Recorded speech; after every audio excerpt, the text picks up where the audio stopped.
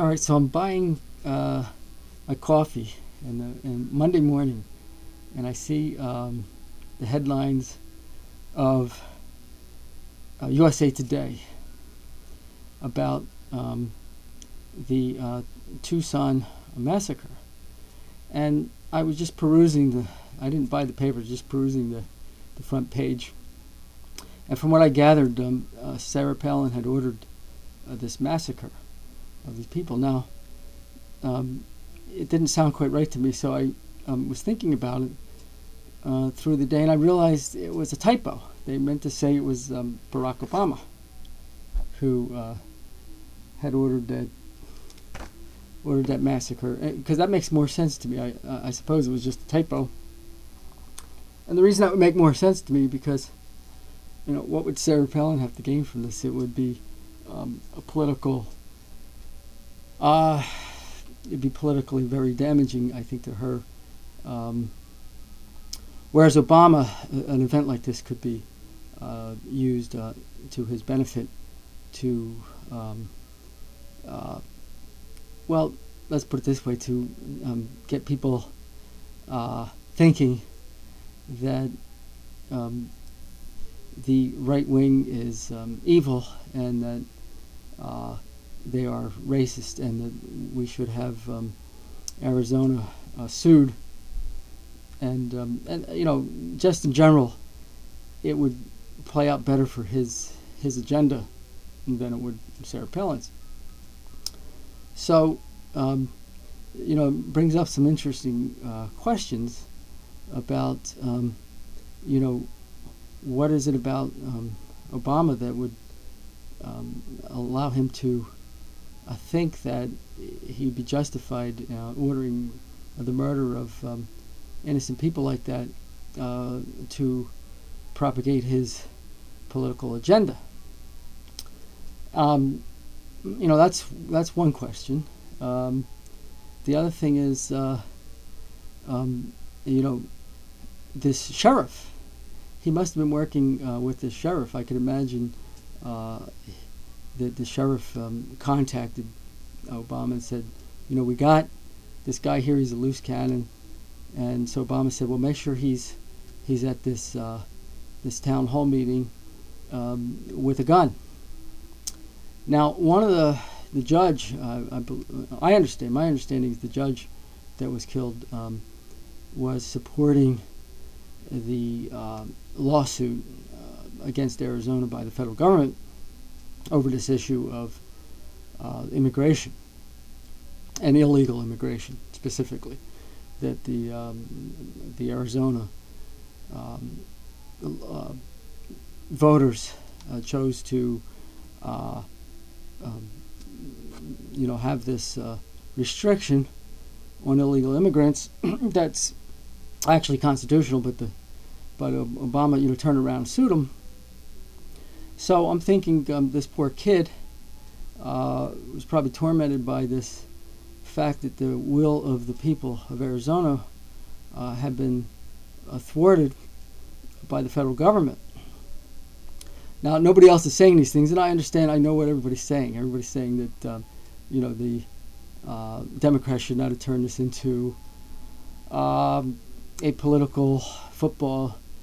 These attacks on the right and trying to associate this guy with the right. Obviously, they shouldn't be doing that. But this is a different. I'm taking a different approach. I figure if the USA Today could use their format to lead people to think that Sarah Palin has something to do with this, then if we're going to think along those lines of motives, it seemed to me that it's more appropriate to pin the blame on Obama if we're going to be doing those kinds of things.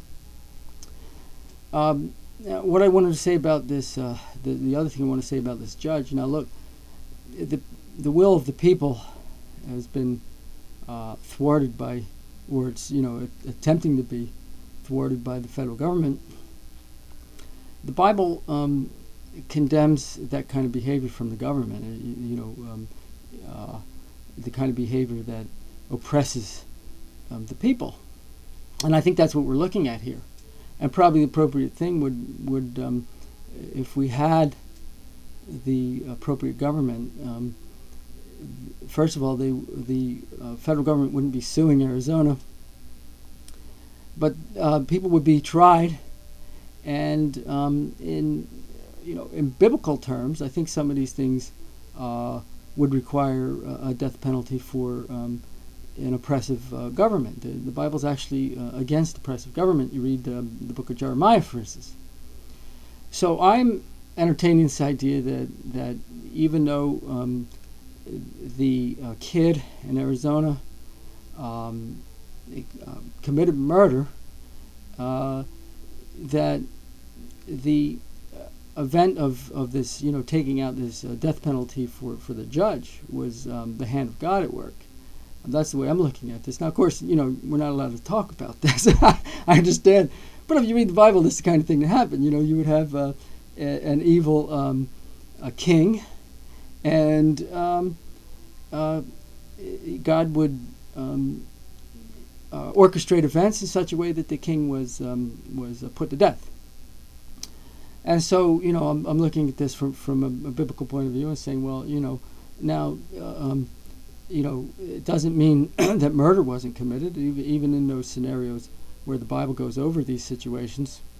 Often the perpetrator is guilty of murder. However, the person, there was somebody involved there that actually, deserved it. Now, I understand there's other people there that certainly, by all accounts, were innocent. I mean, that's not my point. Is not to try to justify anybody actually getting murdered, but the fact is that the oppressiveness of the federal government. Let me say this. I'll use Dennis Prager's line: the bigger the government, the smaller the individual. And it could be very well that this kid was feeling very small, and the fact that when Arizona is being sued by the federal government could have been something that set him off. I wouldn't doubt that. So if we're going to talk about toning things down, the thing that needs to be toned down is the federal government. Now you say, well, Obama had this wonderful speech that washed his hands of this whole thing. I don't think so. I think that what happened was, as the events played out, the situation was to be in Obama's favor in his camp. But since the people protested against these bizarre accusations, trying to smear Sarah Palin and people like Rush Limbaugh and so forth with this event, I think that Obama saw that, well, it's not sticking, it's not going to work. I better play it cool. Let me back off and just pretend like I'm moderate. And I don't think Leopard's going to change his spots overnight like that. He's just doing what's political expedient. So anyway, that's my take on this whole situation. There are those other issues about people who are going crazy and need help. It's a shame about the whole thing. I mean, I feel very bad for the people who lost loved ones, and also very bad for the fact that the Obama camp decided to try to milk this thing and turn it into an opportunity to poison more minds against free speech. So, my free speech includes the fact that this could have been, the hand of God against this particular judge. That's not to say that I think that, anything's justified and appropriate in some kind of a senseless massacre. You don't mix those two things. Don't conflate, as the intellectuals like to use that word all the time. So here's what I'm thinking. Uh, Freedom of speech is what was supposed to be attacked in this whole situation. Now, people. I mean, I'm probably interpreted as a radical right wing lunatic. Even so much so, I mean, I had a friend that got scared from some of my YouTube screeds, so much so that he disassociated himself from me. But I don't believe in going out and killing people randomly. You can kill somebody if they're invading your property, threatening your life or the life of an innocent person. I believe you can kill somebody if you're in the jurisdiction of the government, to some, police, military, those kinds of situations. Death penalty for people who are trying to take away freedom of speech, but it's not not something I'm going to take on my own.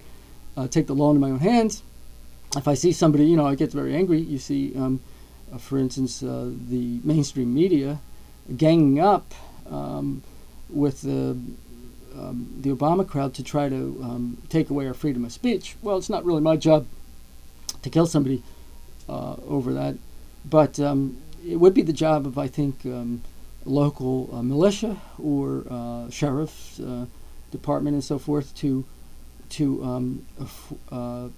force the federal government to obey freedom of speech, not to try to take it away. So there you have it. Bada bing, bada bang, bada boom.